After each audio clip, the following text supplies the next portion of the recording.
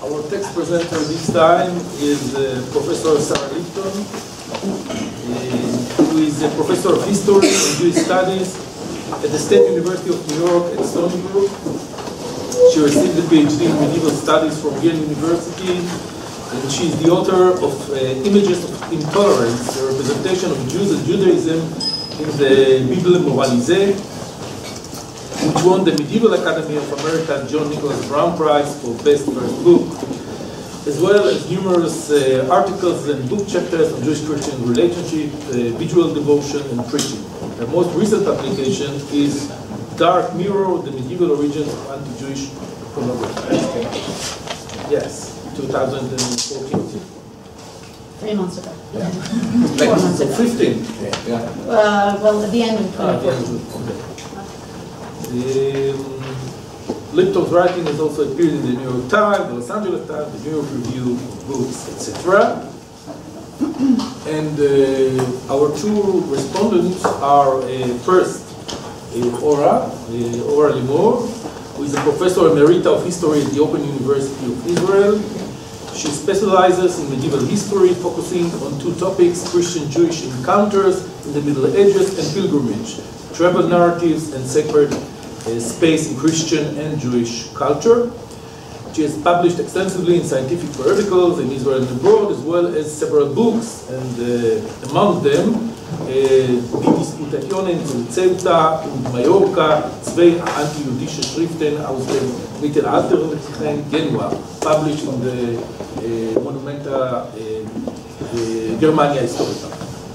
She also was awarded the Ben-Gurion Prize for her book, Holy Land Travels, Christian Pilgrimage in Late Antiquity, and her recent book was published by the Open University of Israel, Pilgrimage, Jews, Christians, Muslims.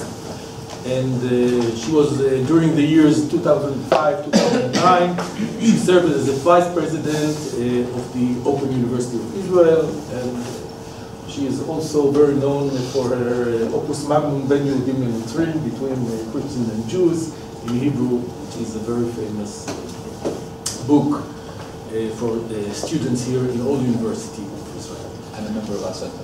And of course, you forgot to remember here. Yes, and a member of Asata. Yes, yes.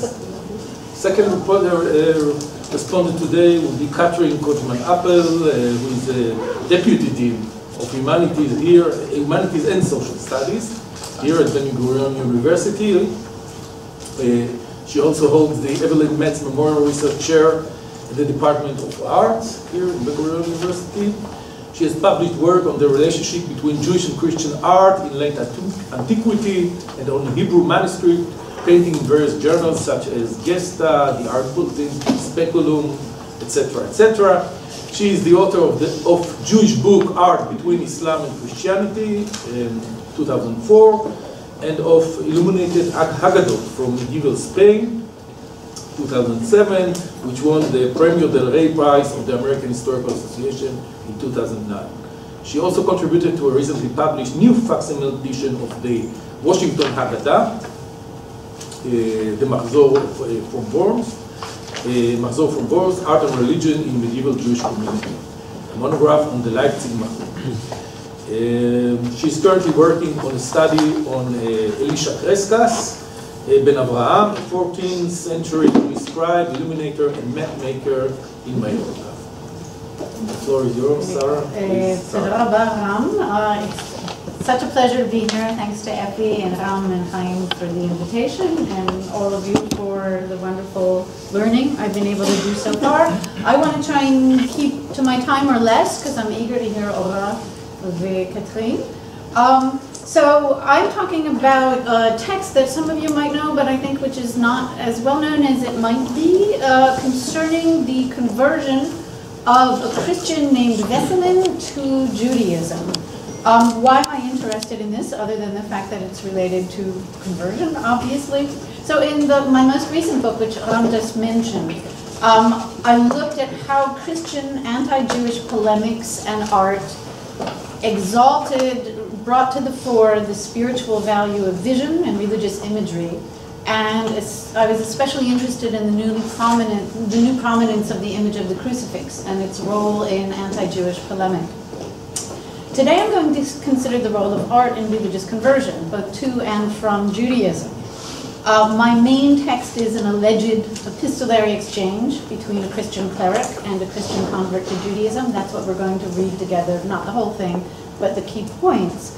And I'll also briefly be discussing another text and referring to a few other episodes to which I can give you references, but which I have not sent to be included in our booklet. Together, I think all of these texts and episodes suggest that changing Christian artistic practices had a powerful, but also a very varied effect on both Christians and Jews. If most Christians were deeply moved by new forms of religious imagery, others were discomfited to the point of questioning the legitimacy of images. That was quite common, and occasionally, much more rarely, questioning Christianity itself. If most Jews looked askance at Christian devotional imagery, and that, of course, is an attitude you're familiar with, some also were attracted by its beauty or moved by its emotional power.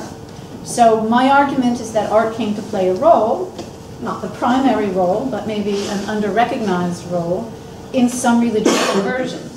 So without wanting to overstress the centrality of art and vision in spurring religious doubt, I do want to note that recognizing the importance of aesthetic attraction and revulsion to spiritual development very much fits into line with the current scholarly trend, exemplified by many people here and many of our mutual friends, of highlighting the importance of religious experience and practice, and not just doctrine, faith, theology in the history of religion.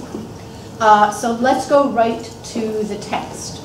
What is our text? It appears in a chronicle from the early 11th century. So we are moving back in time a little bit to where we've been, to the first decades of the Holy Roman Empire. The Ottonian, the three Ottos, Otto the First, Otto the Second, Otto the Third, have just had quite glorious reigns, and we've had a slight move to a different branch of the dynasty, the Salian dynasty, during the reign of Henry II.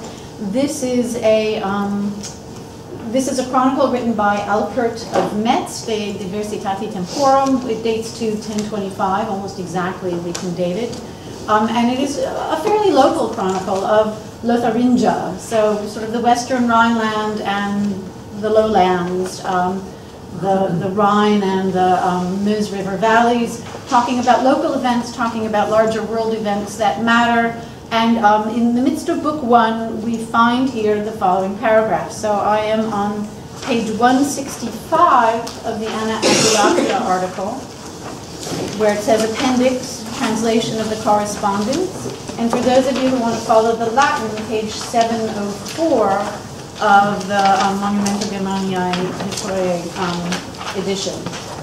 This, in your packet, is an article written by the great Anna Abulafia in 1981, in which she translated the entire relevant chapters of Alpert's text, and she discussed it. Anna Abulafia largely addressed, she addressed the correspondence as an example of disputation. She was interested in its role, really in foreshadowing what would become the major patterns of disputation, and I know Ora is going to talk about that, so I'm off the hook from having to talk about it in front of her, for which I am very grateful. She talked a little bit about who this character might be, and after we read it together, I'll say the little bit we have hypothesized about it, and then I'll move into the actual disputation. Rather interestingly, Anna Abulafia's article did not discuss it as an episode of conversion. And obviously that's what I want to focus on here, and how the content and the focus of the disputation might tell us something about the motivation of conversion. So that speaks to issues we raised yesterday. And then also maybe thinking about to what extent this disputation serves internal Christian practices or reflects internal Christian concerns, but also almost inevitably spills over to the Jews because of the role of Jews in Christian thinking about itself. So here we are, concerning the apostate Veselin. Now, in those days, that is to say, when Henry, who was later consecrated emperor by the Pope, and this is almost certainly Henry II,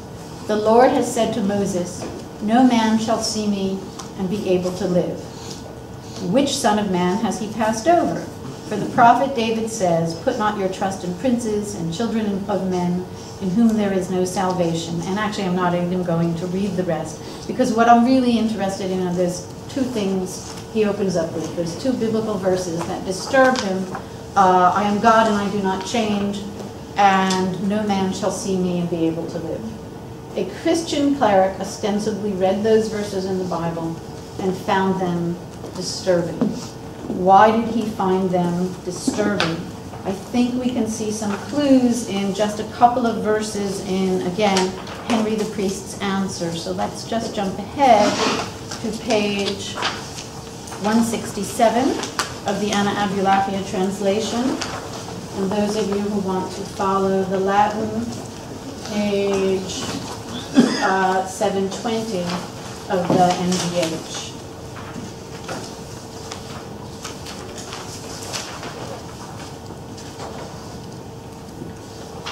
So again, in Henry's answer, he says nothing or other about how dare you convert, nothing about an apostate is a horrible offense to God, nothing like that. He just says, you Jews don't get anything right.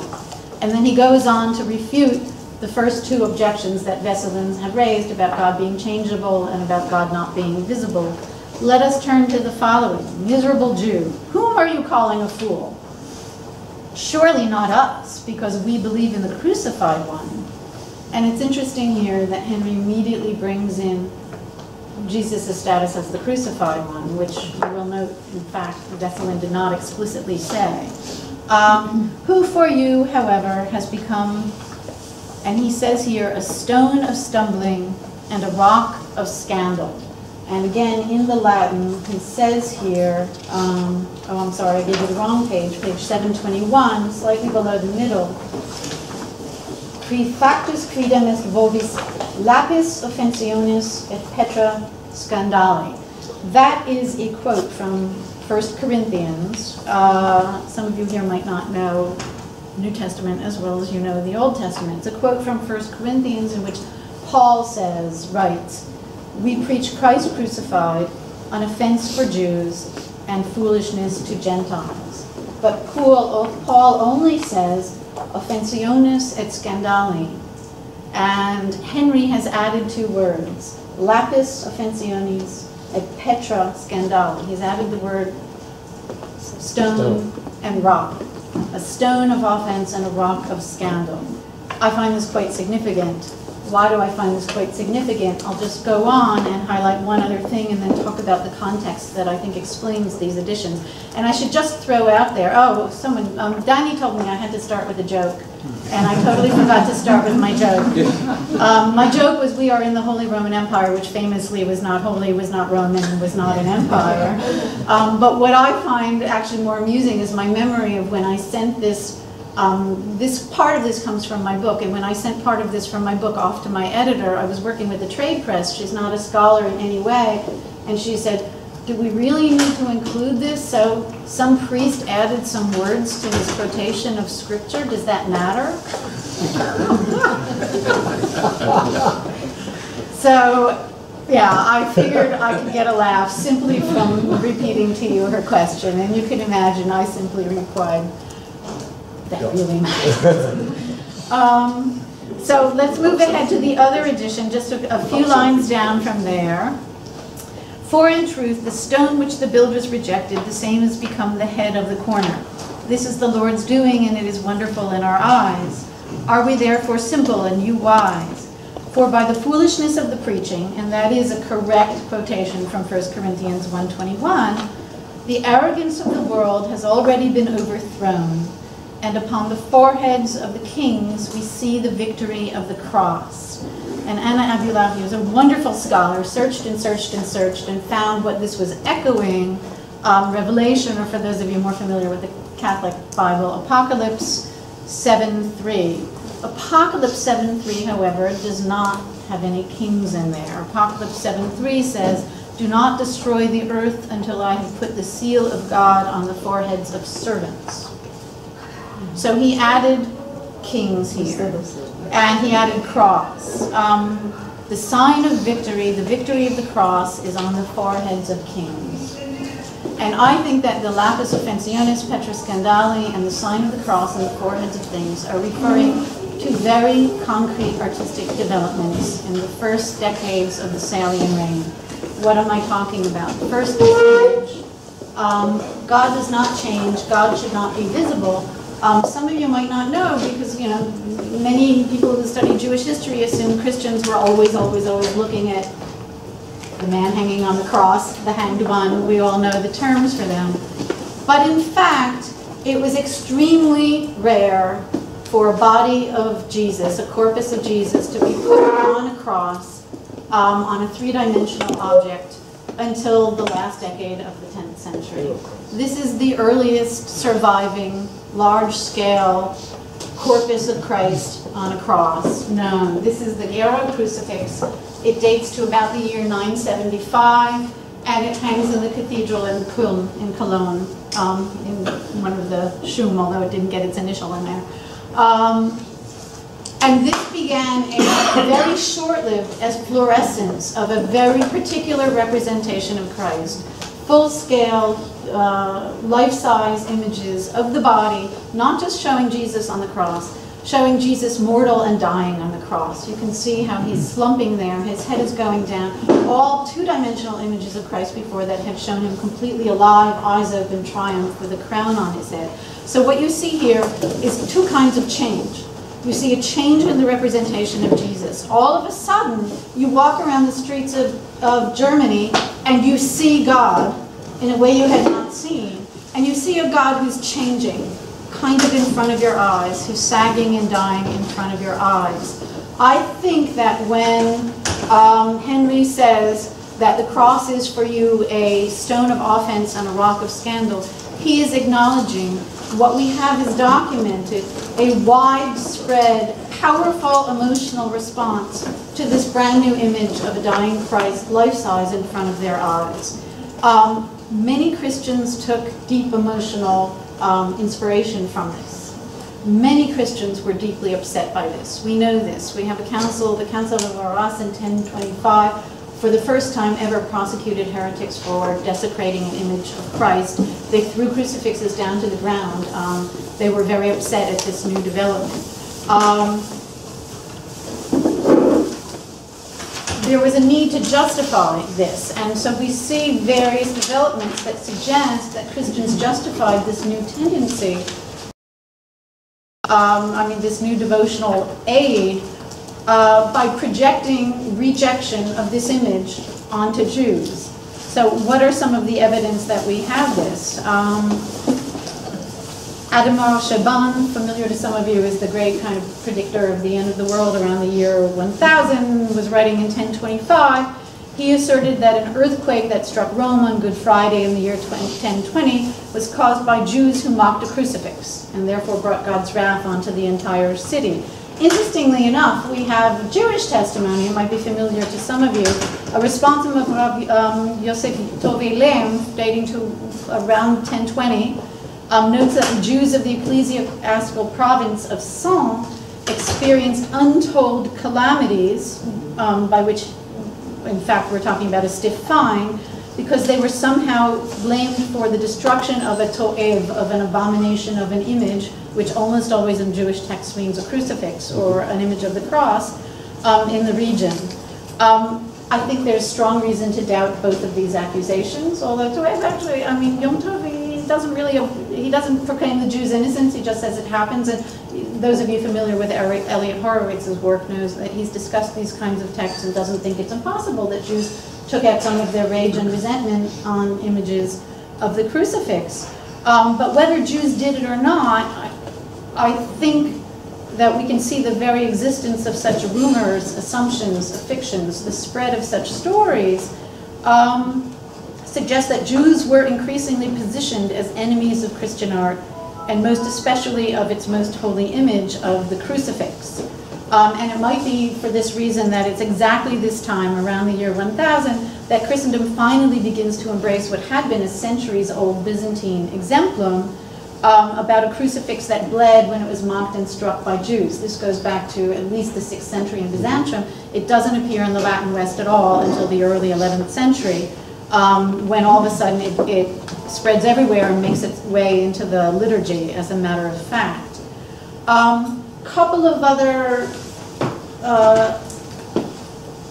suggestions that the Jews' vision and their inability to react correctly to the representation of Christ was very much on the mind of Christians. Oh yes, this is another example of a crucifix. This is the first cast 3-dimensional metal crucifix showing the dying of Christ. It dates to the year 1007. It was made in Hildesheim, which is another center of a lot of this activity, made for Ben-Gurion from Hildesheim, who had inscribed upon his tomb a verse from the book of Job, and in the future I will see God, and this is my wish. This was his dearest wish. Oh no, I'm getting ahead of myself a little bit. Also contemporary, roughly contemporary to all of these events, you are all familiar with the image of the blind synagogue. You've walked past the front of Notre Dame or outside of Strasbourg, or you've seen many, many, many book covers. You might not know that synagogue, in fact, was not blind until the year 1022. She was actually shown in Carolingian art with vision. This is a Carolingian image of a triumphant, alive Christ. And this over here is the figure of synagogue carrying an unbroken banner and staff and turning around and gazing at Christ as she walks off to sort of politely make room for ecclesia, but she is in fact not blind. The first blinded synagogue that we have appears in a manuscript made for a relative of Bernhard from Hildesheim at exactly the same time.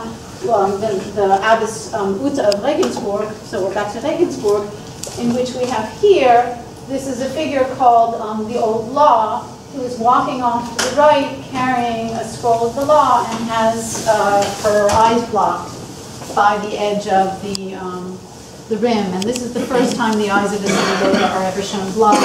She's ever shown unable to or unwilling to look at the body of Christ.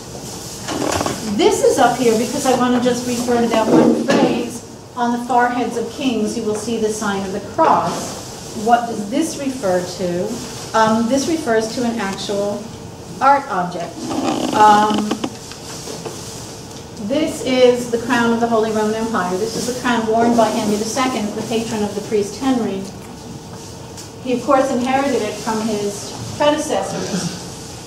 But when he inherited it, it ended with this curve here. And in the first decade of the 11th century, they added a cross on the top of it. And I think that's exactly why on the foreheads of kings was added right here. And this was put here by the Salian emperors to show the centrality of the rule of Christ. They were, in fact, the Holy Roman Empire in their view. They were holy and Roman and an empire, even if historians didn't think so. All of their propaganda claimed they were, and so they put this cross on the top to show that they were reigning under the sign of Christ and they were reigning, you know, in Vitae Christi. So essentially, sorry? It has a pointer. Okay, well, I always get up anyway. Essentially, I think that what we can see here is both the crystallization of a flashpoint for Jewish-Christian disputations, the question of these new visual devotions and the new prominence of the body of Christ, which, again, many Christians were moved by, some Christians were very disturbed by. Jews obviously looked with curiosity, with disapproval, with attraction, perhaps some of them total indifference at this, but they were very useful vehicles for Christians to think about the power and the danger of proper and improper vision all coming together in this period. I don't think it's impossible that Veselin, in fact, converted because he was one of those Christians so deeply disturbed by what looked like idolatry. I mean, let's face it, this is the accusation that heretics, people who were labeled heretics, brought out over and over again. It looked so disturbing to him. It looked so contra to his understanding of what God should be and how God should be understood, that he sought around for a religion that did not represent God at this period, and that did not see God as human, as mortal, as dying, as mutable, and just up the road, down the street, next door, he had the Jews, and that might have been the impetus for his conversion. Of course, we also have the reverse direction, so I just want to close, because I really don't want to take up too much of my time, by jumping ahead a few decades. In fact, this was such a controversial development, the new dying Christ, that it was an aborted development. We have an efflorescence of images of the dying Christ between 975 and 1030, and then they disappear. And they only appear in the Rhineland, I should say. They are localized to the Rhineland, that particular image of the dying Christ. And then they disappear, and we have a return to the triumphant crowned, non-mutable Christ for over 100 years.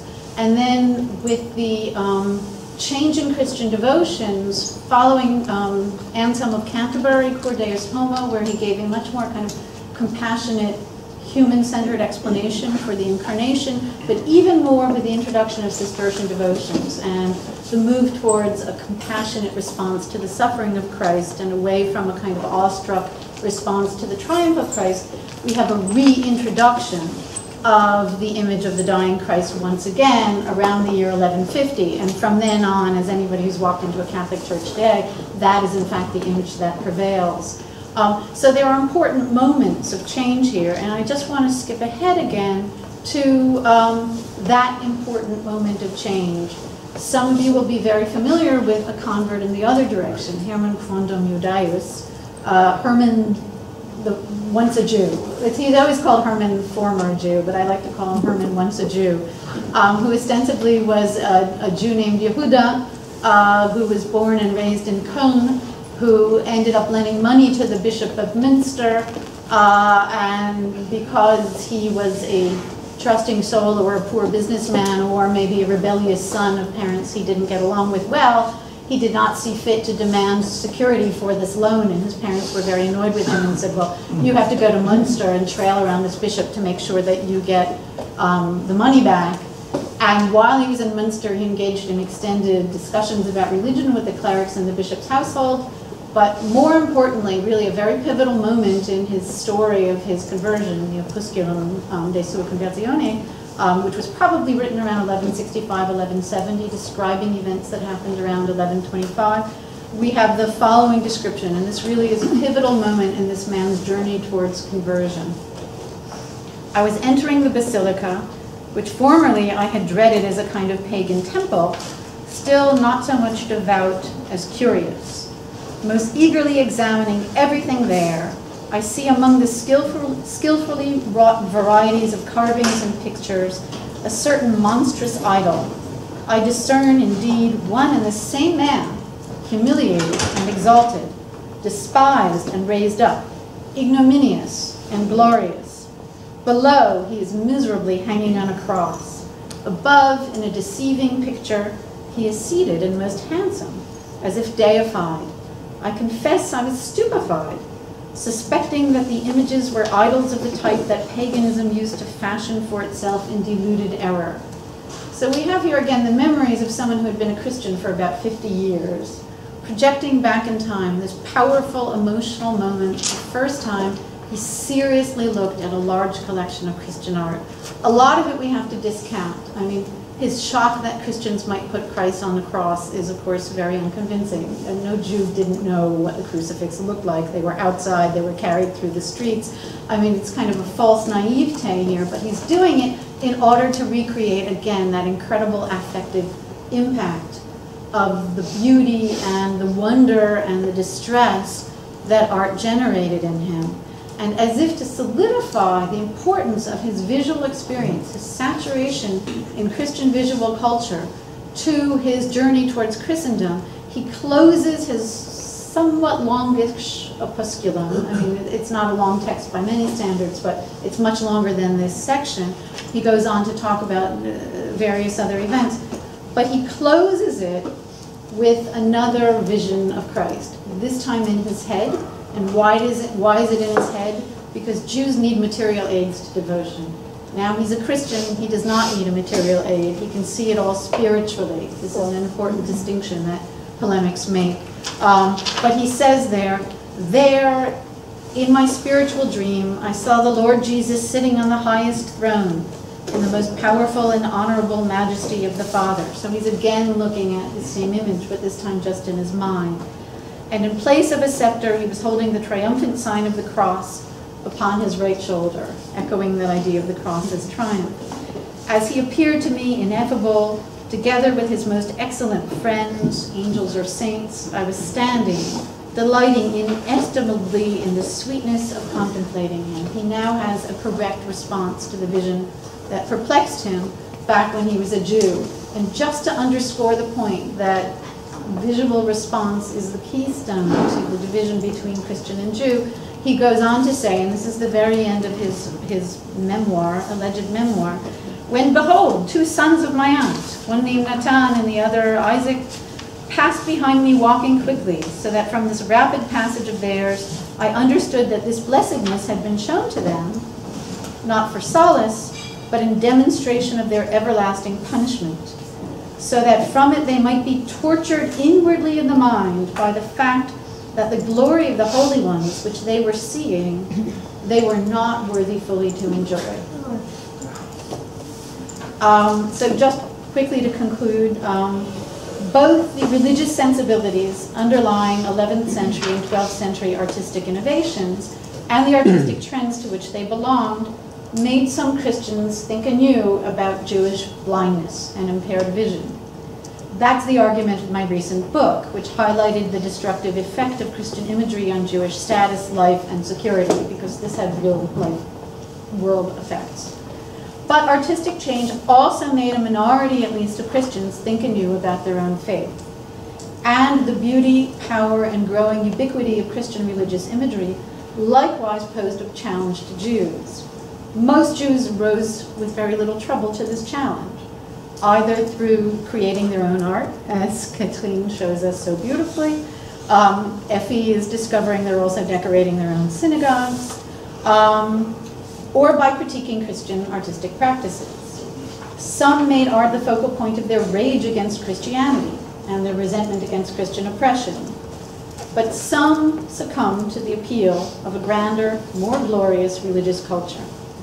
Religious beings react not just to the words and ideas they read in books, hear in services or sermons, or ponder in silent meditation. Religious beings react to what they see in the world around them.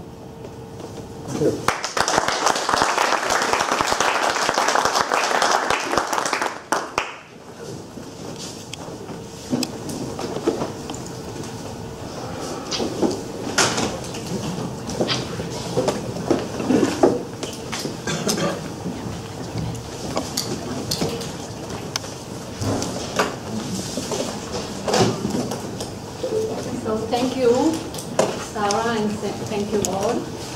And I didn't know that I have to prepare a joke, Lenny. I should have known, because it's not the first time that we are together in a conference, but I totally forgot it. But I'm happy to note that as we are approaching the middle of the conference, this is the 5th session out of 10, we just have women on the panel.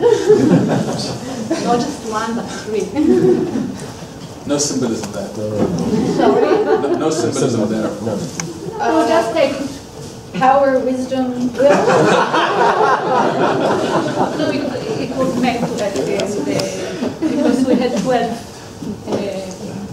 speakers So still now, so far. The 12 tribes. Sorry? 12 tribes.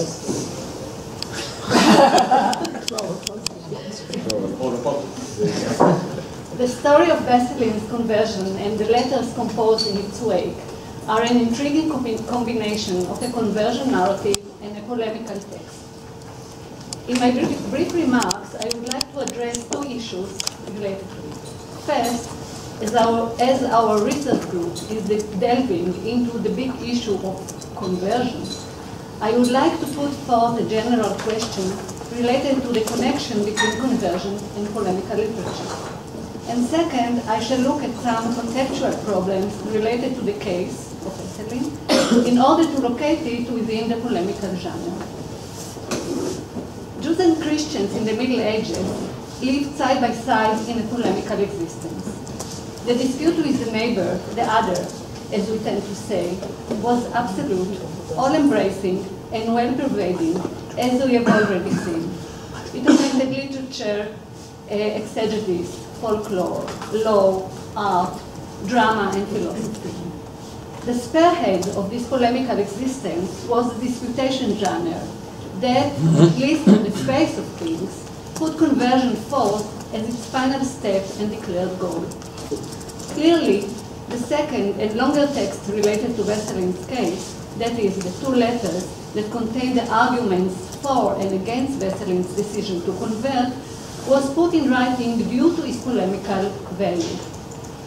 As such, it is part of the vast adversus Judaeus or contra Judaeus genre, whose roots lie far back in the New Testament and is as old as Christianity itself. Even the use of the epistolary genre follows a long tradition that goes back to the first ideal missionary writings, the tradition of Paul's epistles. In her article, Anna Abulafia indeed locates the Wesleyan text within,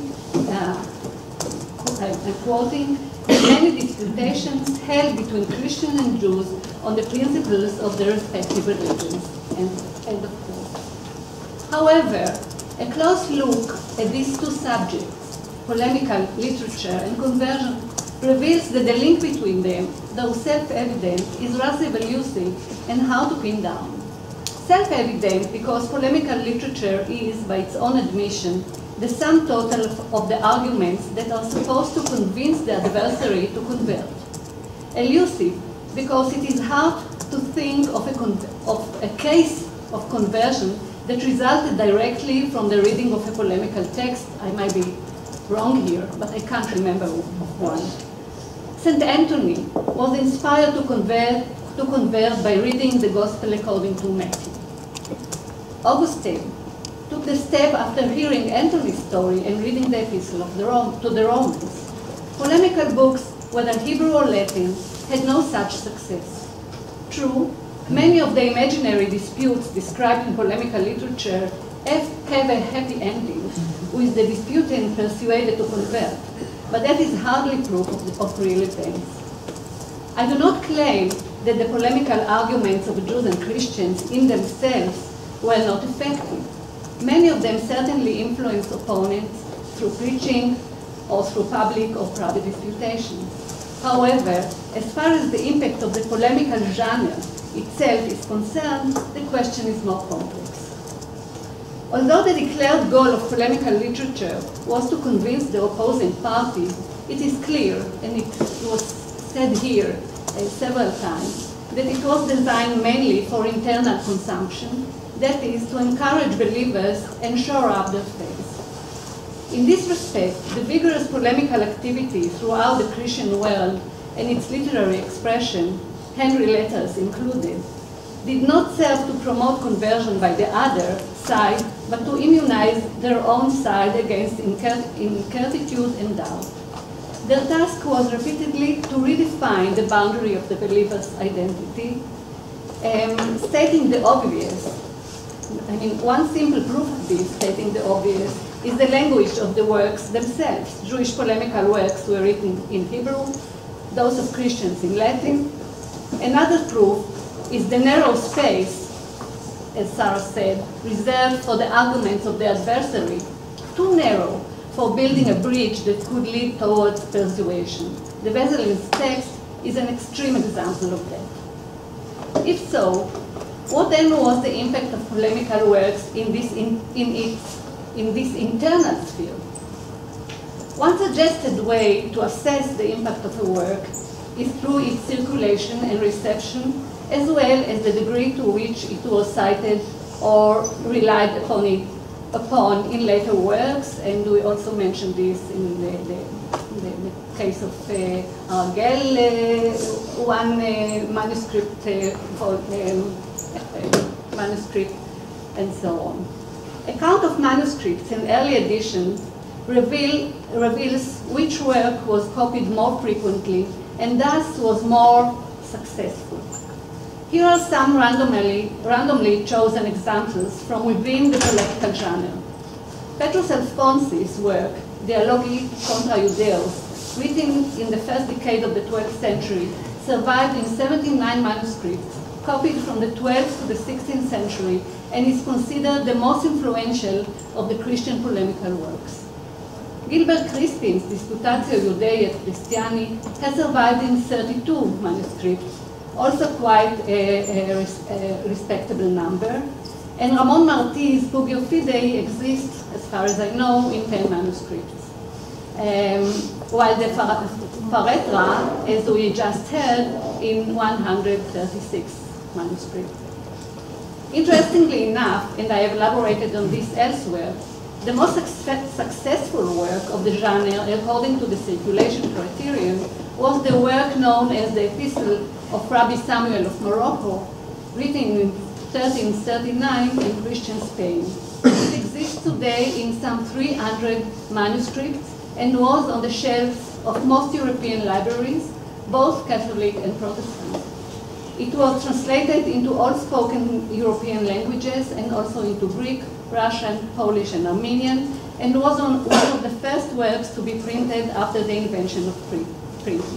Its main topic is the Galut, exile. Galut as the punishment of the great sin, the sin of disbelief. On the Jewish side, it is worth mentioning the Arabic Book of Nestor the Priest, written in the 9th century, that was later translated into Hebrew and was known to authors in Europe. A prominent later example is Yom Tov Lippmann Mühlhausen, Sefer Nitzachon, written in 1401, which has survived in 44 manuscripts, a most impressive number for a Hebrew text. It is also important to note that some of the works made some impact on the adversary camp as well, and one can in fact detect a correlation between the domestic internal success of a work and its reverberation outside. The most popular works, surviving in the largest numbers of manuscripts, are also those best known to the other party, and the traffic was by no means one way. According to the criterion of dissemination, Wesselin's text had little impact and was hardly known. It exists in one manuscript plus one fragment, and is not cited, I may be wrong here, in any later work.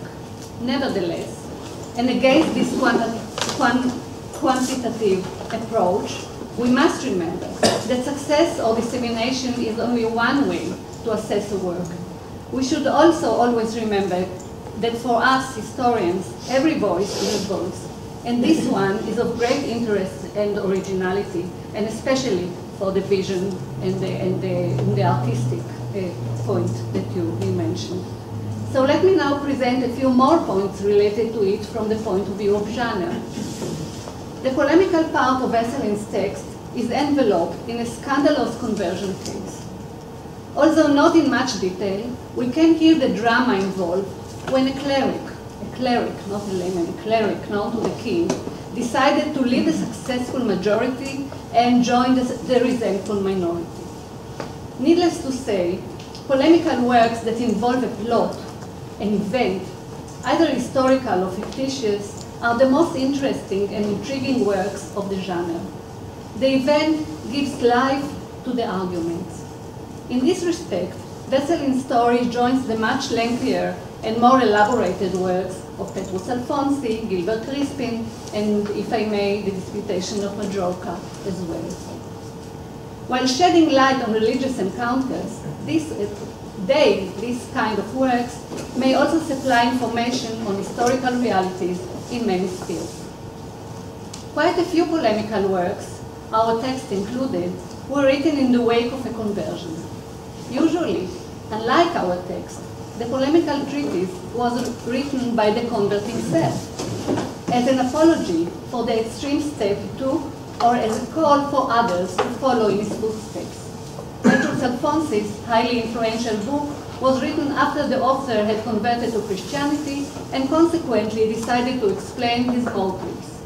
The convert Hermann of Cologne wrote an autobiography in 1137 in which he recounted his path from Judaism to Christianity.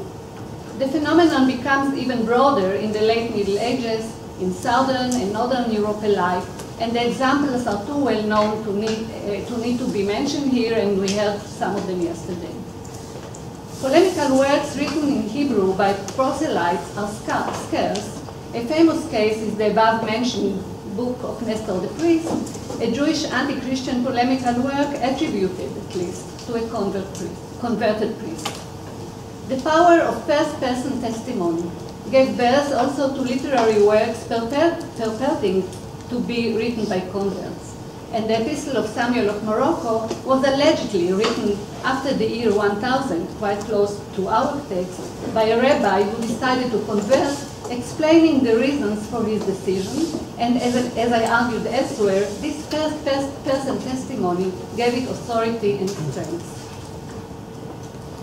Wesleyan's case is somehow different, as the main part of the correspondence related to his conversion was not written by him, but by his opponent. Still, it was written with a similar aim, that is, to strengthen the walls of the faith and to put forward arguments against possible conversions. At the same time, we get the impression that Wesleyan's conversion was no more than an excuse for the correspondence writing, and that Wesleyan himself was long out of sight when it was written.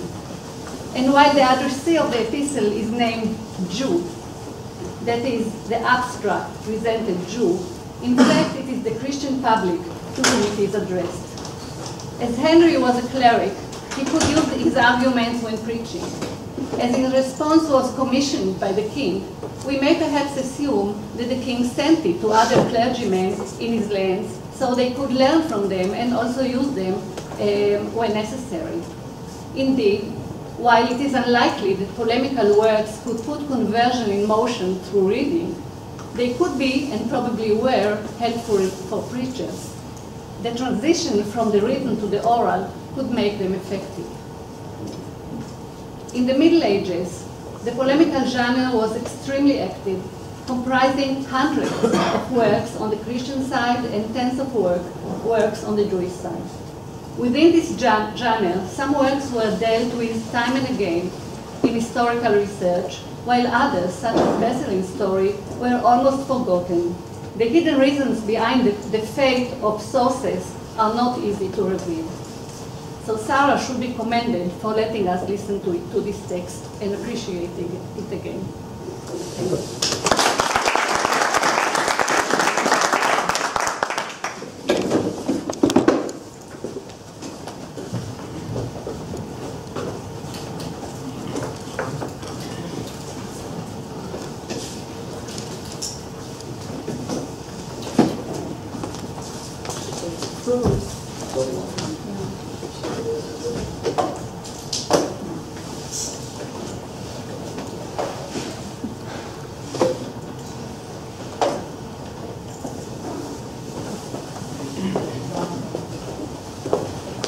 Thank you very much.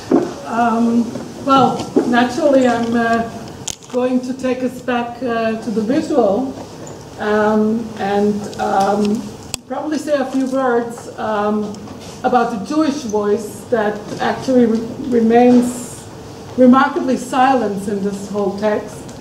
We know almost nothing about it. It's almost stereotypical. It's anti-visual.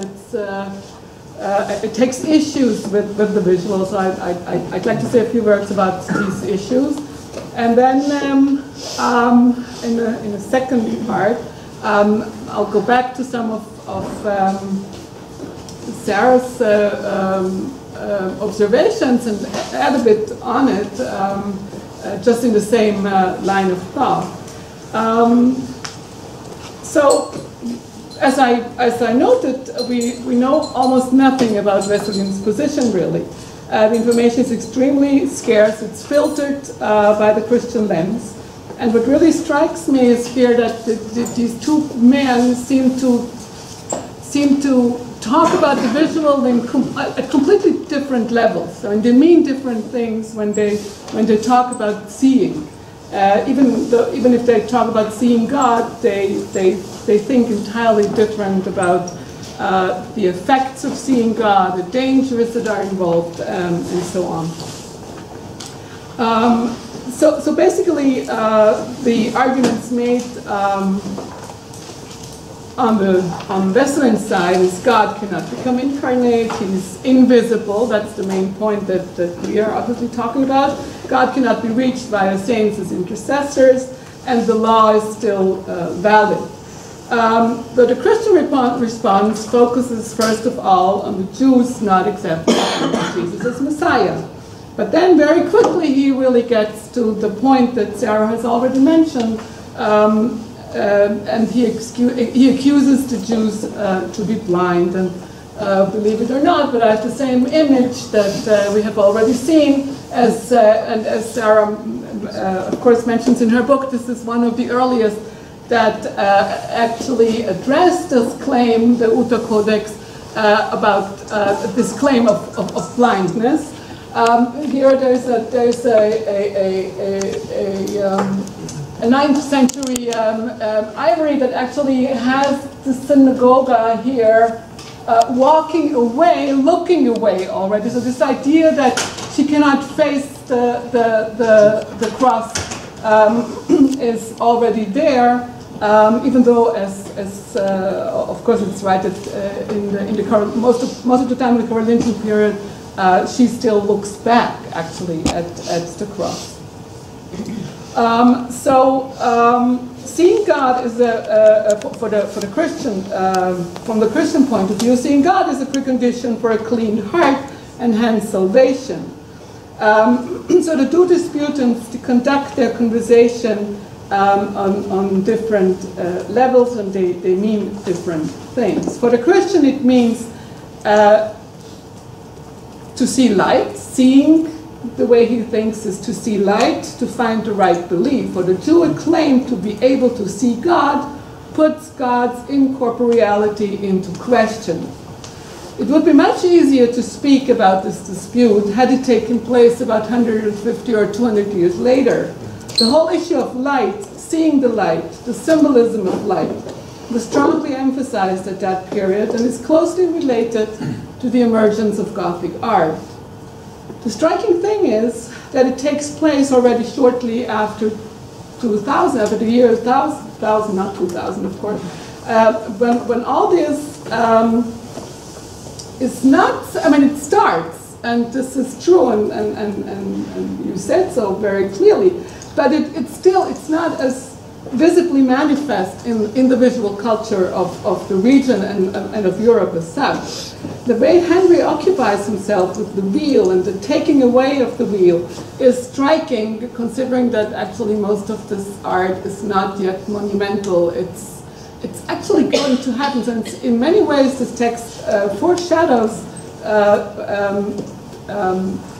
path that visual culture would take soon later on, or not so soon, but in the following period. So it somehow foreshadows already these very famous images of the wheeled and the blinded synagogue. We don't know what Wesleyan really wrote about seeing God, but he certainly implied something completely different. He most certainly addressed the invisibility of God, the notion of the empty throne, where the incorporeal God is present but not visible. He addressed, or he would have addressed, a crucial issue that had occupied biblical thought, the sages, and later Jewish thought over and over again. The discrepancy between anthropomorphic elements in the description of God in the Bible and in post-biblical literature. As Elliot Wolfson shows so eloquently, this discrepancy goes back to the biblical text itself. We are all well aware that the Bible, on the one hand, speaks of anthropomorphic images, and it does so quite frequently, relates to God, of course, and on the other, rejects God's corporality, his visibility, and so on. And the verse that the text introduces, nobody can see God and shall live, is of course a classic argument in all this.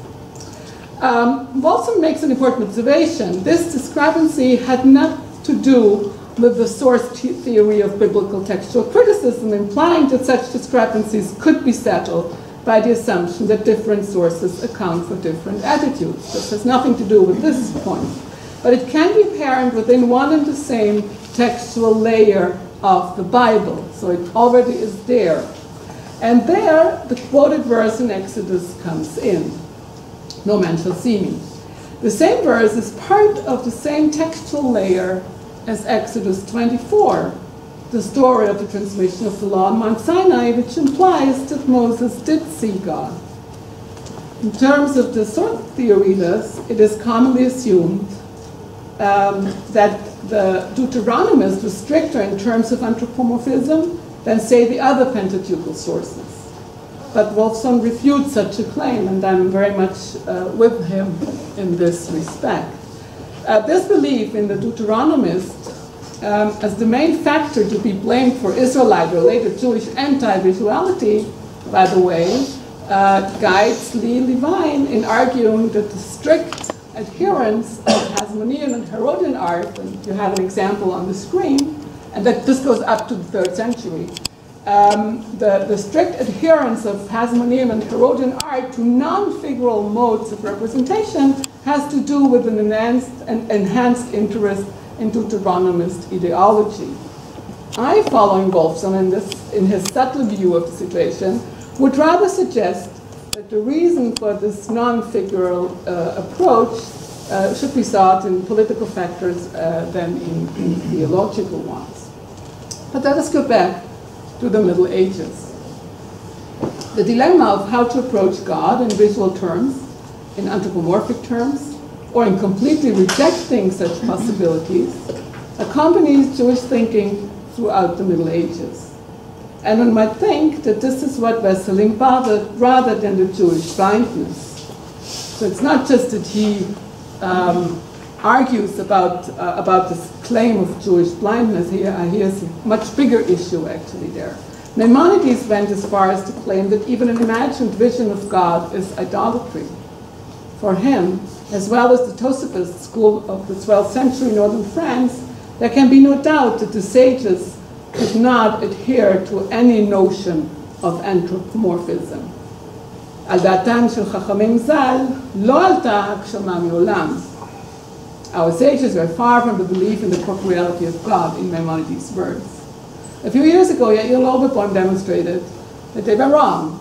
Moreover, Ephraim Kanafoglu asserted that this cannot even be claimed for the Tosafists themselves. And we all know quite well that other Jewish thinkers and writers, beginning with the author of the Song of Songs, those of the Hechem of Literature, and others later on, certainly did speak in terms of anthropomorphism. And this is a whole subject that we don't have time to go into, of course. They did so before Wesseling, and they did so after this dispute. But there might be another point to this all. I'm not certain how far we can go to apply this to Wesseling's time, the early 11th century. But we can certainly see where this would go in the 13th and beyond. And I know that Wesseling and Henry argued in different contexts. They conduct some sort of dialogue of depth. When they speak about seeing, they mean different things. So this difference, these different attitudes to seeing, and especially so in the realities of medieval diaspora life that really shine through this text. In Christianity, seeing means to have one's eye opened in order to see Jesus the Messiah. And to take the right path, God removes the veil. Jews are blind. If only they would allow God to remove that veil. From the Jewish point of view, seeing implies not only taking issue with God's incorporeality or invisibility, but it also means danger. No man shall see me and be able to live. Seeing the divinity is impossible, it's dangerous. I mean, the thought of it is dangerous. But in the realities of medieval diaspora life, seeing implied also other dangers. And this brings us back to Sarah's claim about the crucifix. I just had thought of it in a different direction, and I'm going to share it with you in these last moments. It implied also other dangers. It may perhaps also address Christian art as a means to communicate with believers.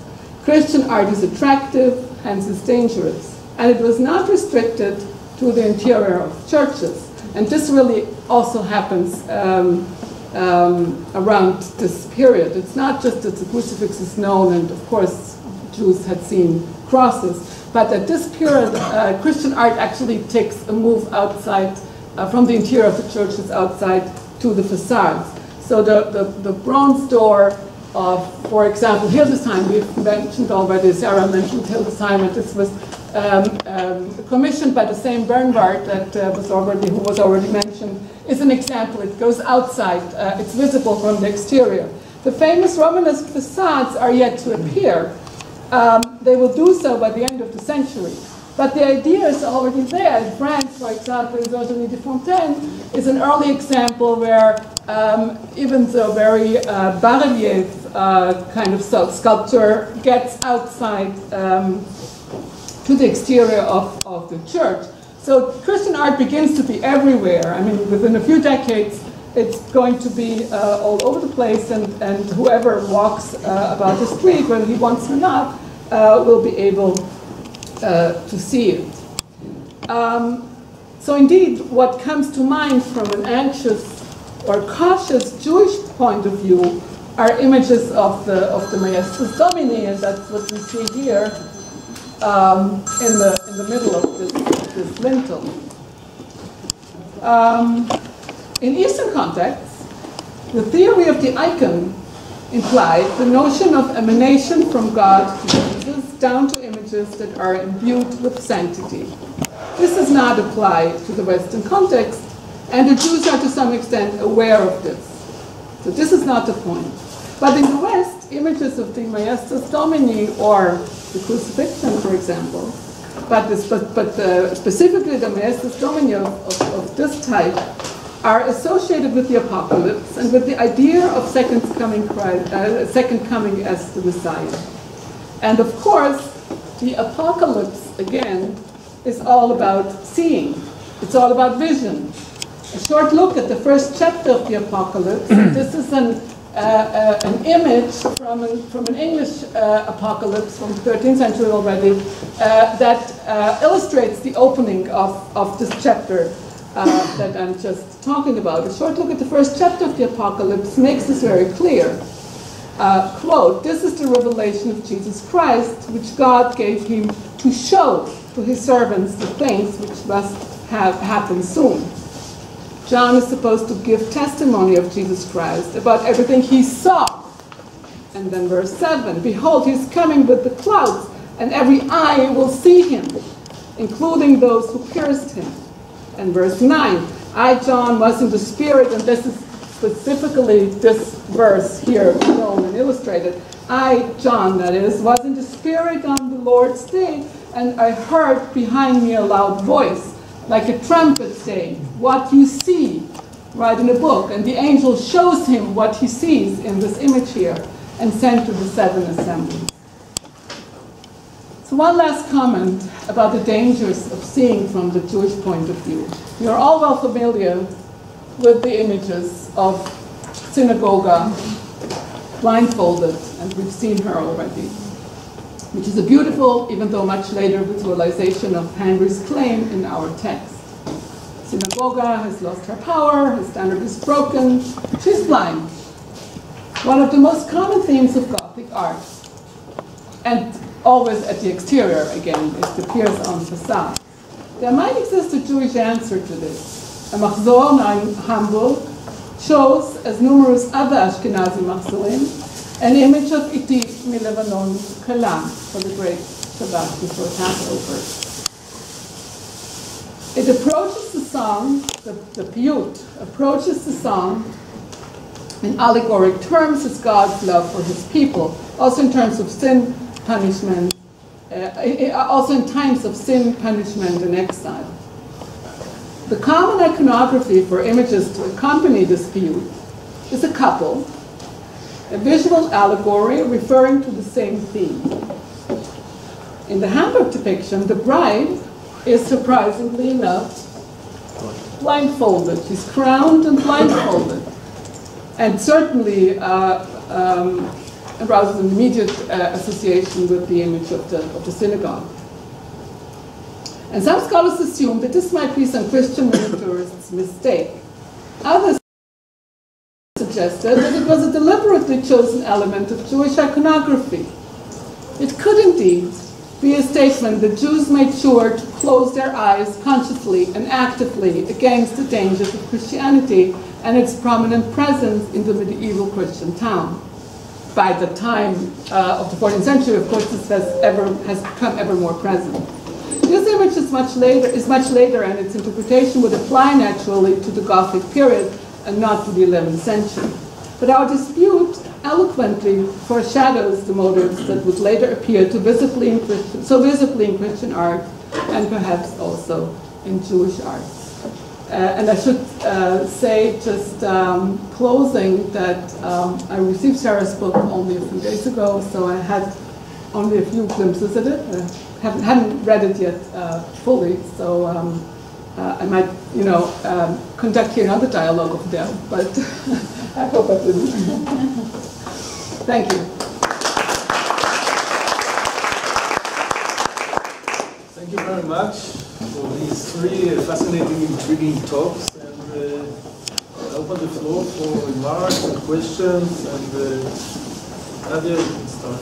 Well, it is just a small remark. We talked about the aesthetic perceptions of the Jews of Christian art and reactions. So I'll bring a little text by an almost unknown rabbi from South Italy that probably most of you don't know, but it is interesting as he presents the whole issue.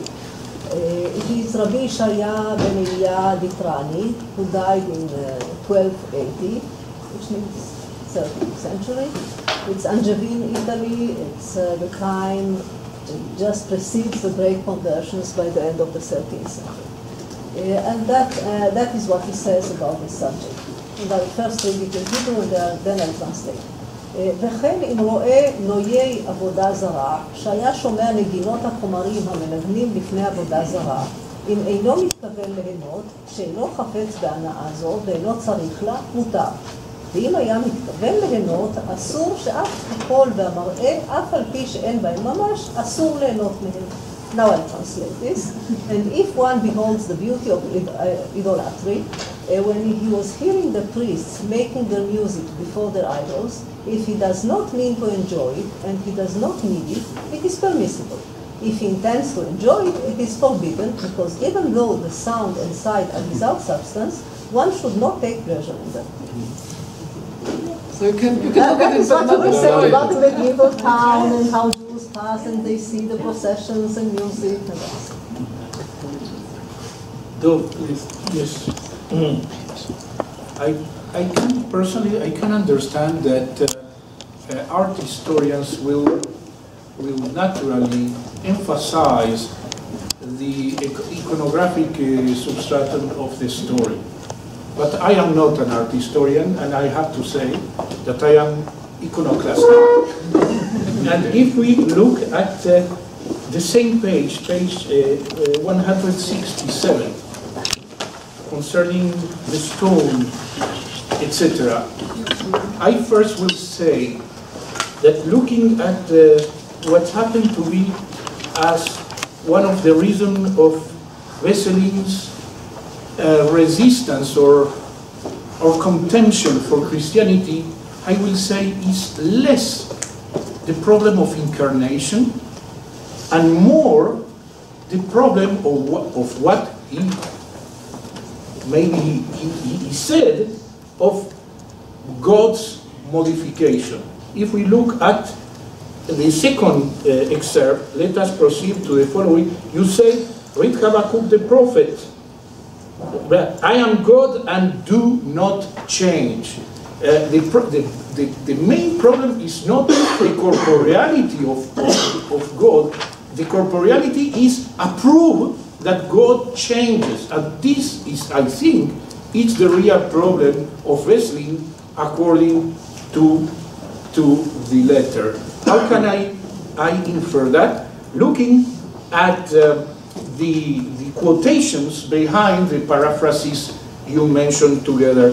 First, regarding the stone of stumbling and the rock of scandal. If we look at the first letter of Peter 2:8, it is written, et lapis offensionis et petra scandali, qui offendunt verbo, nec credunt in quod impositi sunt.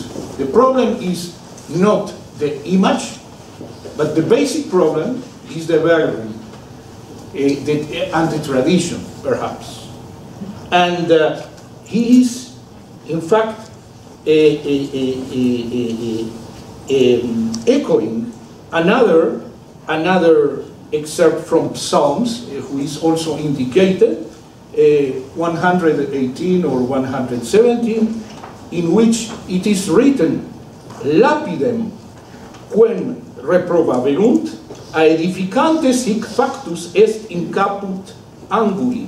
That is, those who reproved this stone, in fact, from this stone will become to be the cornerstone.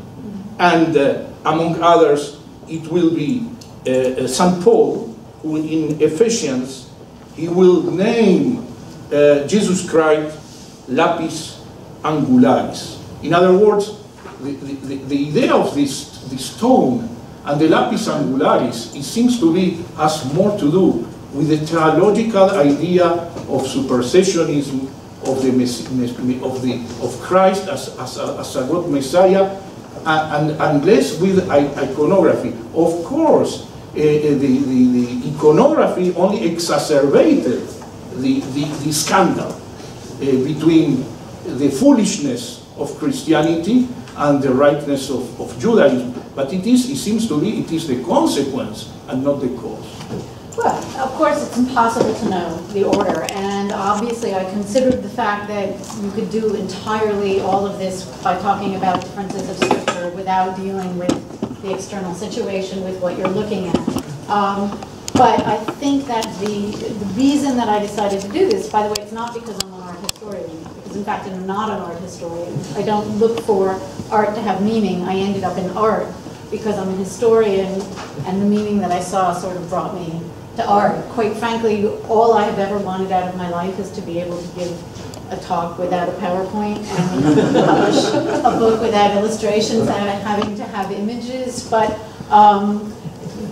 it's not just these texts. Obviously, in 45 minutes, you can't talk about everything. There is absolutely no question but that contemporary Christians were deeply, deeply worried about the introduction of images of Christ. Once they start showing them again, they actually put inscriptions underneath them, and they say, this is not Christ, he is not here to be adored, this is a memory of Christ, he is here to teach you. They explicitly write that. They are worried all the time. They have debates among themselves. So when you realize that this is a major, major concern at the time, when you look at the fact that you can pick and choose, you can find stones all over the place in the Bible, obviously, but he chose the lapis offensionis at the Petra Scandalum, and he inserted into a text in Corinthians where it didn't appear. And you talk about, you insert the foreheads of the kings in exactly the decade when they put a cross on the forehead of the king, and you know that it is an issue for Christians. And there's some reason from Jewish texts to think that it was an issue for Christians that Jews were aware of. I'm putting it out there that this could have been one of the impeta for this particular combination of texts, this particular theological problem to come to the fore. Obviously, if it weren't already there in the theological difference and it weren't already there in the text, simply the creation of a picture isn't going to make people think differently. But I think when you have the crystallization of the devotional practices, the Christian concerns, the attacks on Jewish approaches to art, and then this rearrangement of the text, all coincidental, that's why I came to the reading that I came to. A few comments. First of all, about blindness. It's not only a Christian accusation against Jews, it's also a Jewish accusation against Christians. And one of the ones, I think, Yaakov ben Ruvain's Milmot Hashem, where he talks about his good buddy, the priest who's trying to convert him. He says, Tach mirot einav, which is a quote from Isaiah 44:18, in which the context is exactly idolatry.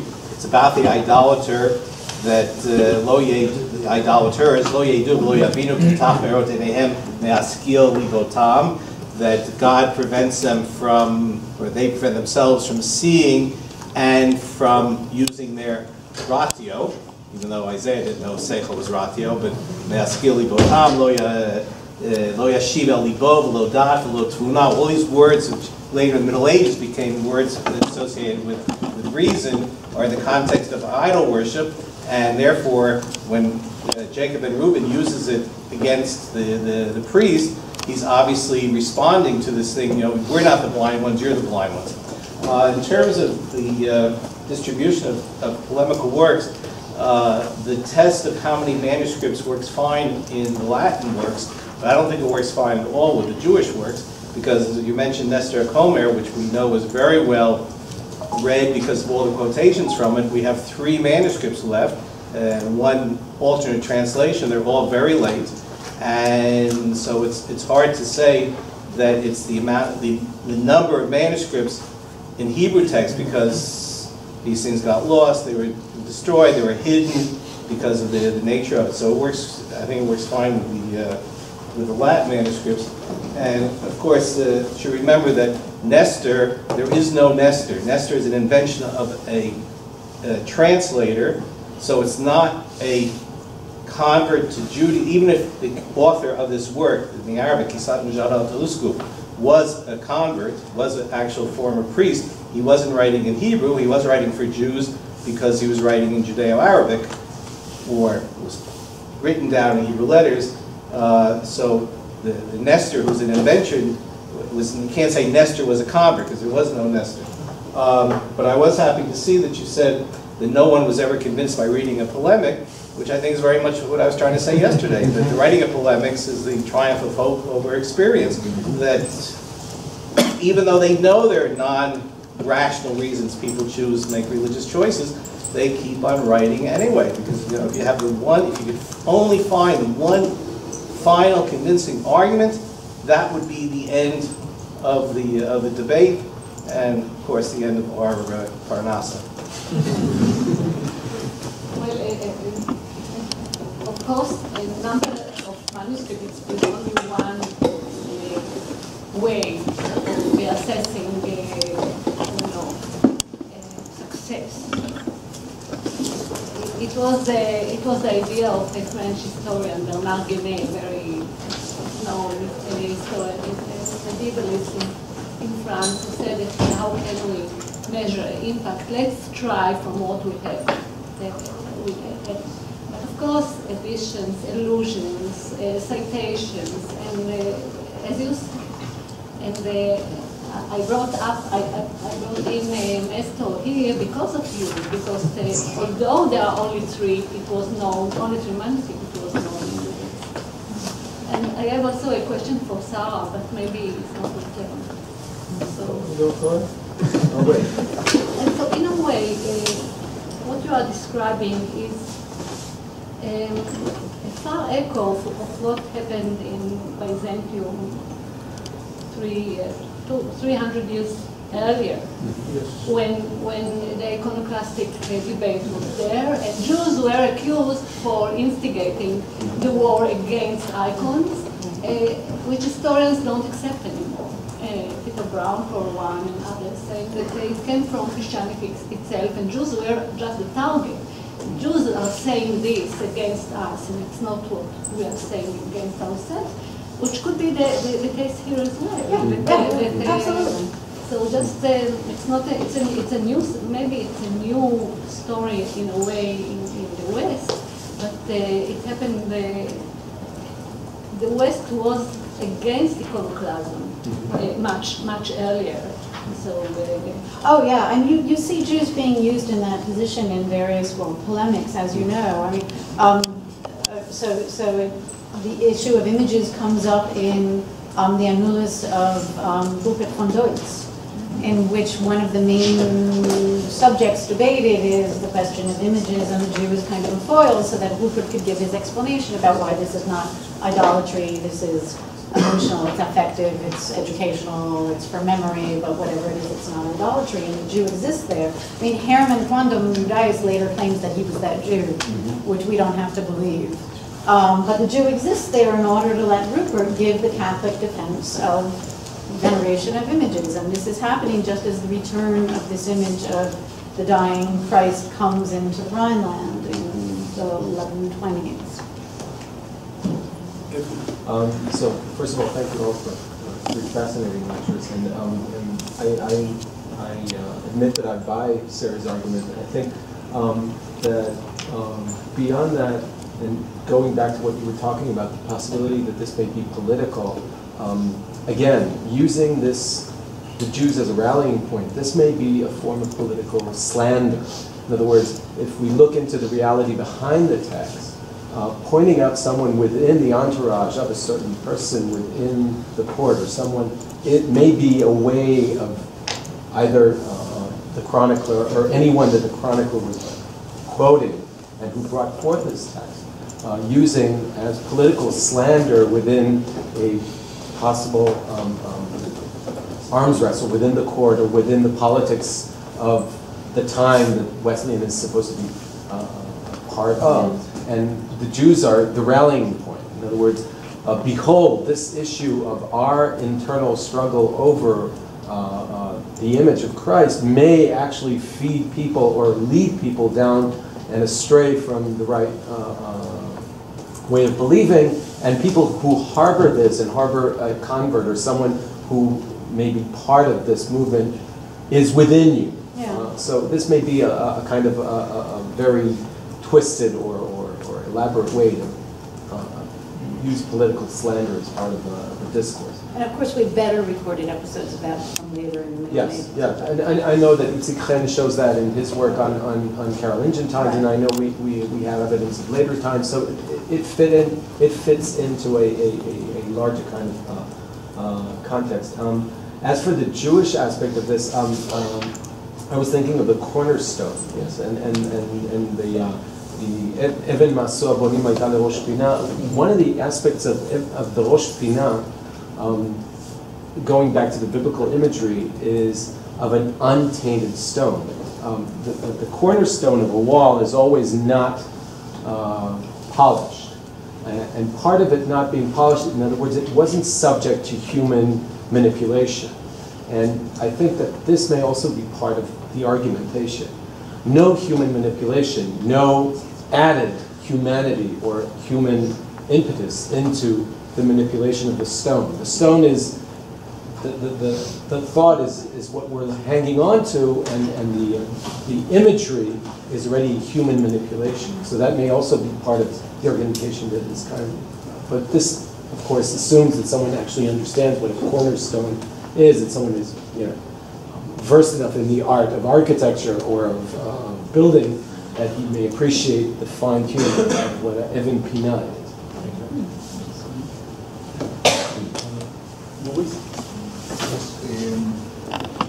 This Wesleyan affair, it's part of a whole set of circumstances and affairs that at the same moment he mentioned that concerning Jews, the Limoges affair, the Reims story, the persecution of Jews in Mainz, the obscure expulsion, etc.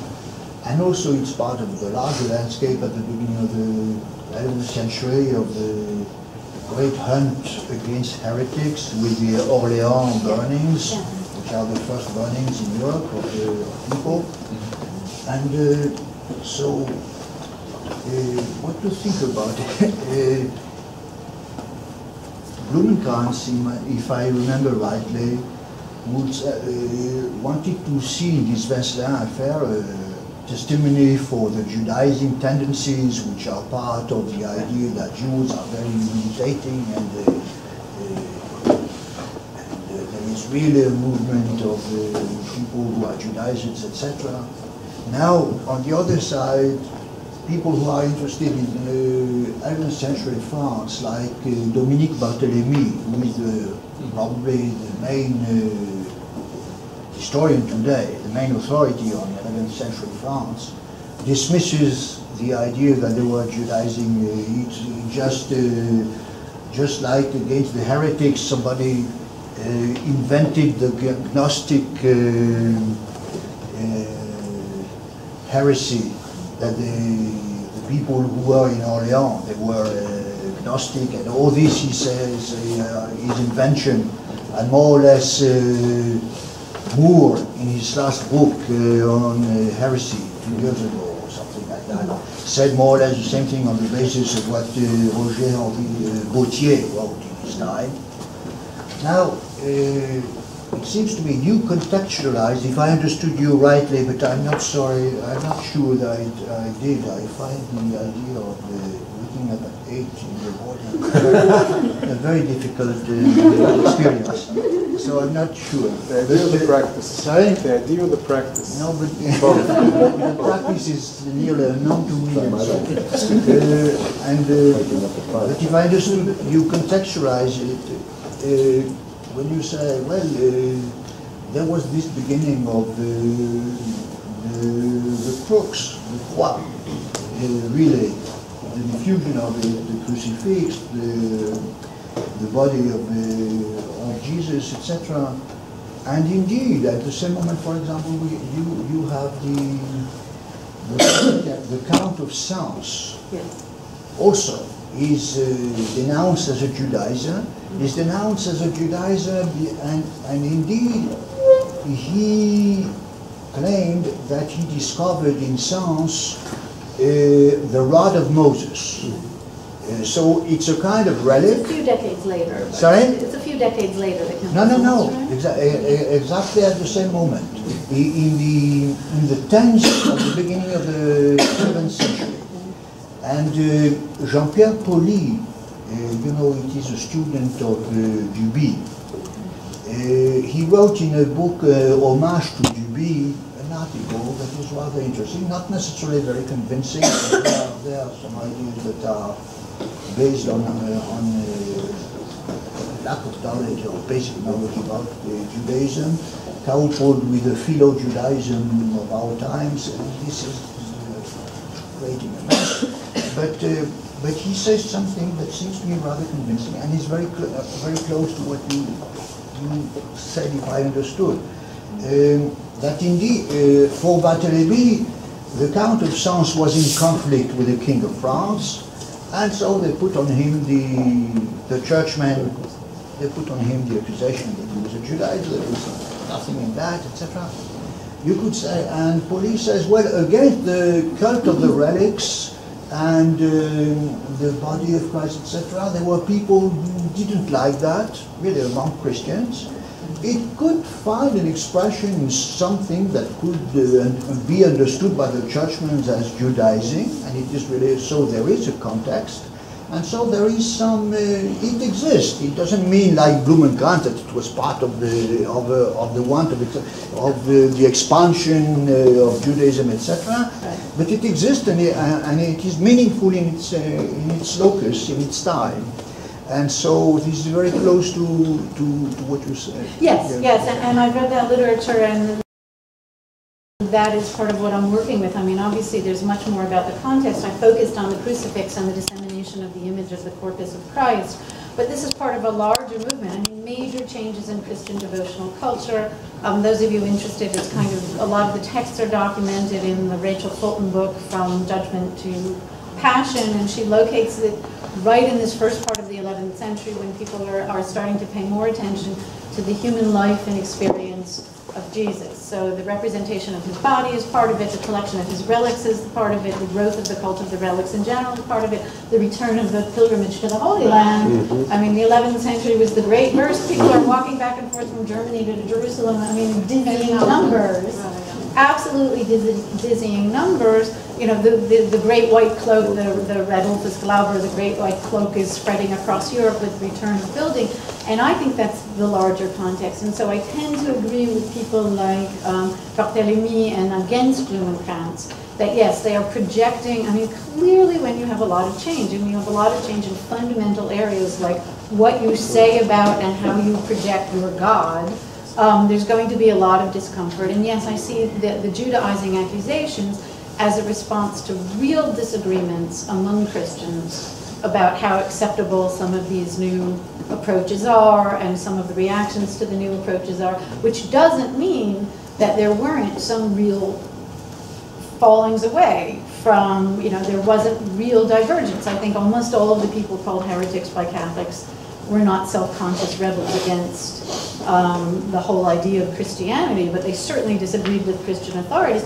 There might have been some people who were self-conscious rebels. I think not everybody accused of Judaizing is going to Jews and telling me how to behave better, but it doesn't mean that there weren't the occasional Christians, maybe Vesselin was one of them, who went to a Jew and said, I think what you're talking about makes a lot more sense than all of this newfangled stuff going on.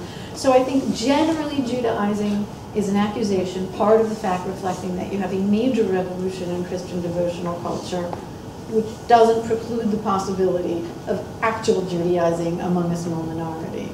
And of course the background to all of this, as everybody in the room knows better than I do, is a very, very creative, self-confident, expanding Jewish culture. It's not like Jews had nothing to say about all of this. Not all of it is well recorded. I just can't help, it's from a different period, but I just can't help. I wanted to pull out one wonderful phrase because it's relevant to this whole thing. We actually have at least one record. This is from the first decades of the 13th century. Nathan ben Yosef, the official of Sens, it was recorded that he had a little discussion with a Franciscan preacher about Christian iconography, and the Christian preacher pointed to something like the Moses window in Saint-Denis, which there was probably an equivalent in Sens, although we've lost the window, of the Nachash, from the book of Numbers, the brazen serpent, and he said, don't you understand that this is a type for the crucifixion, and that the serpent is Christ, and that's why Moses was told him to raise up the serpent? And Nathan ben Yosef's reply was, that is true. The brazen serpent does indeed represent Christ crucified, and the sight of him in this situation is enough to cure us of any desire to believe him. No, the brazen serpent is also very, very present in internal Jewish discussions about iconography within synagogue. Right. So everybody's very, and in an earlier period, so sure. Well, the first reproduction of the brazen serpent in Christian iconography was in the 1080s, in a typological context. Chaim, please. Yeah, I would like to, for a moment, focus on the realia. What we have here, what struck me immediately is it seems that one would have expected that if someone, a cleric, converted to Judaism, the first thing he would do was get on a horse and get as far away as possible as the...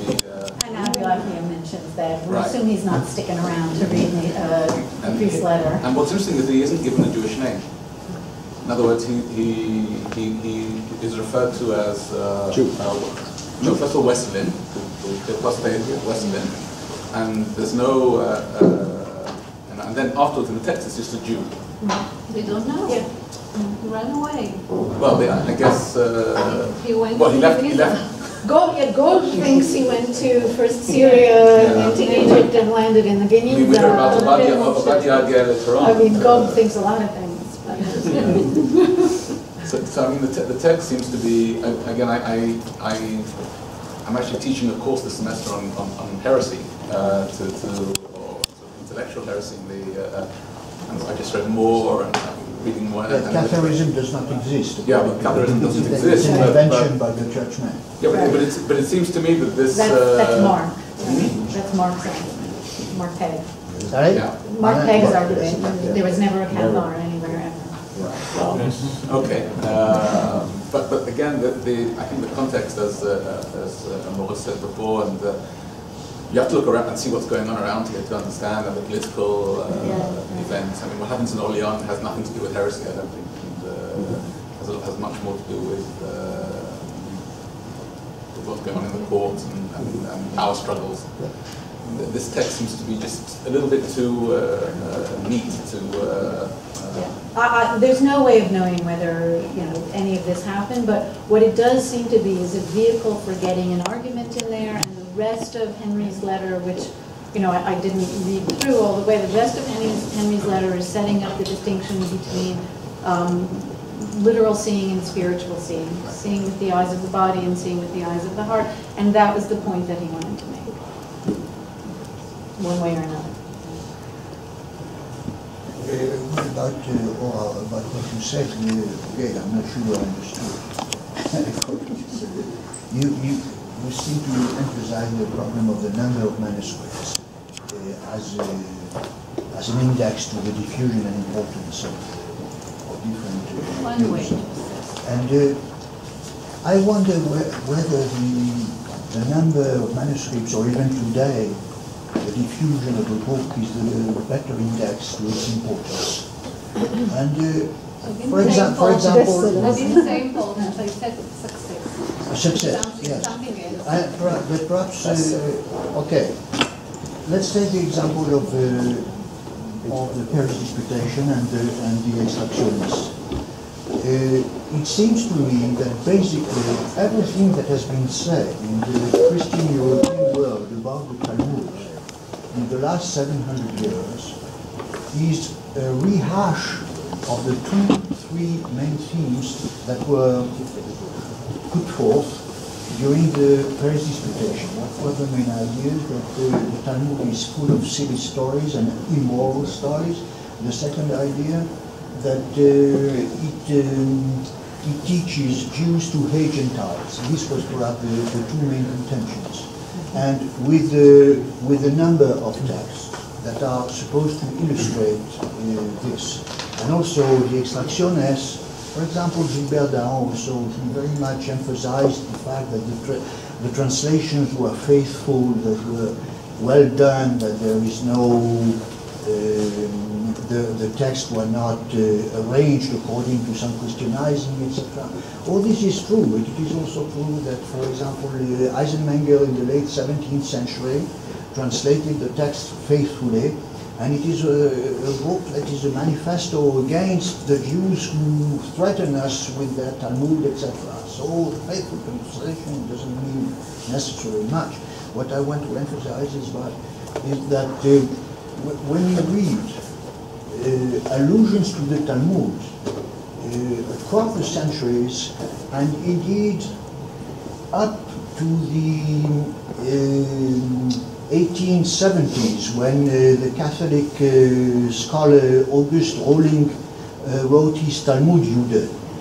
Basically, it is always the same 2-3 main contentions with the same set of texts about immoral Agadot, about stupid Agadot, always basically 20 texts, the same ones. You have books that can be hundreds of pages, but basically there are illustrations of these 20 texts, and now all this comes from extractionists. Now extractionists we have, if I understand rightly, one manuscript. No? No more. Two. No, nothing. There was not at least 9. No, something like that. There is we have very few. It was not widely copied. But the influence through a number of, we should see what have been the channels, etc.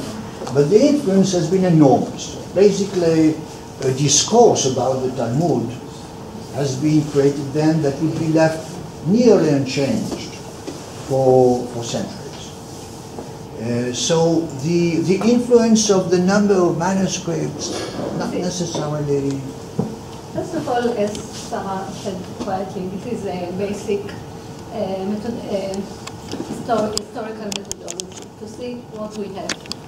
And it is not so easy to answer why a text wasn't copied.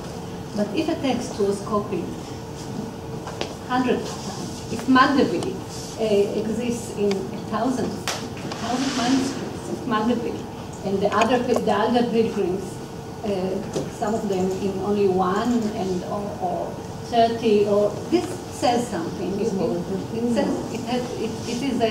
It is a criterion that we have to take into account. And as for the extracciones, I don't know if this was the channel. I mean, Petrus Alfonsi has also all these accusations against the Talmud. He was very, very prominent and influential. So having an argument in other places is another thing. I mean, it doesn't. You know, before we always on the Talmud, before the Paris text and what happened, whether it is a real reputation, whatever happened there. What we have against the Talmud in Latin literature is Petrus Alfonsi and is Peter the Venerable. Now you see in the critical edition that has been given by Yvonne Friedman of Peter the Venerable, that again, the Contra Judeos of Peter the Venerable had a very little number. There is a very restricted number of manuscripts. It was a book that was unread. People thought it uninteresting, especially the fifth part about the Talmud. It is full of text. People don't understand in that. They are not really interested. And nevertheless, in the end, what they will think about the Talmud, and the Talmud is in the head of the Jews, it comes from there. So from when the manuscript, there are 5 manuscripts all in all, but through channels, because people would somehow know something, because Peter the Venerable is such a great authority. No, because there were other venues of like. Sorry? There were other venues like preaching, like talking to people. I mean. Yes, but the preacher, where does he take what he knows? From the text like Thomas presented, who takes exactly these most provocative extractions from no, the but Talmud. you know, about the Talmud, for example, manuscripts did he say we have? At least 130. 130. Yeah. So, and this is at the same time of the Paris trial. So there are people who are taking this very long and complicated manuscript Okay, that is possible. But okay, but it's the so the manuscript himself of the Extracciones wasn't read by everyone, but people made but people took from this manuscript the relevant excerpts that you talked about and copied them at the same time from there. So. But again, it's not a measure for importance. I don't know how to measure it. I don't know what is important. Which text is important and which is not. I mean, once you start working, and we all know that once you start working on a text, it becomes very important. It's the most important text. It happened to me when I edited an unknown disputation, the Majorca disputation, which till this day I think is very important because it was held. It became important. No, I don't think it became important. It's not because it was held by merchants. Because it says that, for example, when the Jew says to the Christian, look at you are all it's all idolatry and everything is. All your churches are full of idols. How can you say that you believe in God and all this? He said, no problem.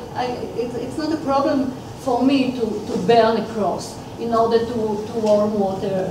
So I think this is very important because no priest will say such a thing. But so I think I felt it's important. But what I started, I'm talking only about success. And I think, I mean, it's worth pointing out that in the modern world, we have essentially accidentally produced books in the sense that a publishing company thinks they're going to sell lots of books, and it turns out in many cases they aren't, and they might be destroyed. There aren't any accidental medieval manuscripts. People don't make hundreds of copies of any text in the Middle Ages on speculation. They make them because somebody really wants to go to the effort of reading that and owning it. So I agree with you. It's hard to know exactly what multiple numbers mean, but they certainly mean something. They certainly mean that somebody really put effort in to reproducing the text. And when it happens, I mean, the circulation of this text has an impact even beyond the traditional venues one expects. I think it was Millas Vallecrosa who first established that the extracciones were known in Spain. And I found a very interesting reference drawn from one of the Talmudic passages used to illustrate Jewish irrationality in a chivalric novel, of all places. I mean, in the Libro del Caballero Sifar, there is a wonderful passage where they're trying to explain why the main character, Caballero Sifar, every 10 days, whatever happens in the novel, his horse dies. And of course, if his horse dies, I mean, it's very bad for his life because you need your horse for your livelihood. So they start telling the story of his genealogy, and he's the descendant of King Taden, I mean, who was a very bad man, so he has to overcome his heritage. And all of a sudden, in the midst of this story of the Sifar's ancestry, there is this digression on how he's connected to Ham, and how Ham was also damned because the dog actually copulated with the female dog in Noah's Ark and was punished thereby. And that's a demonstration that the Jews are irrational.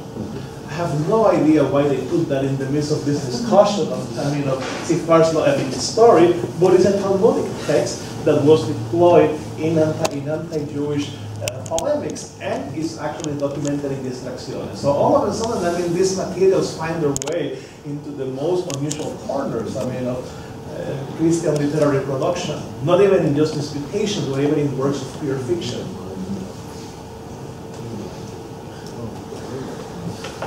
Any other questions? We should ask these theologians now to submit their CVs with an H-index impact factor. Okay, I close this session. Thank you very much.